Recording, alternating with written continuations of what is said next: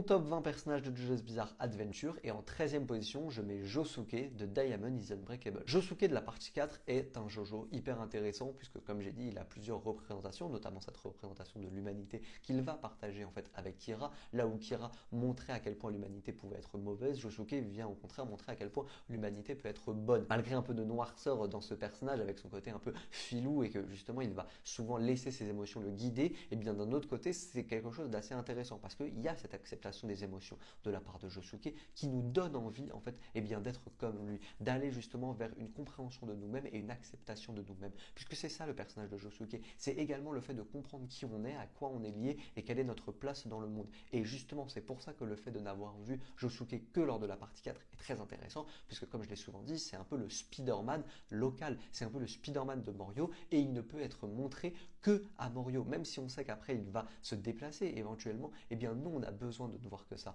on a besoin qu'il soit toujours ancré à Morio pour justement montrer qu'il respecte la promesse qu'il a fait à son grand-père de protéger cette fille et d'être le protecteur de Morio. Moi Josuke, je l'adore, je trouve que c'est un personnage hyper intéressant.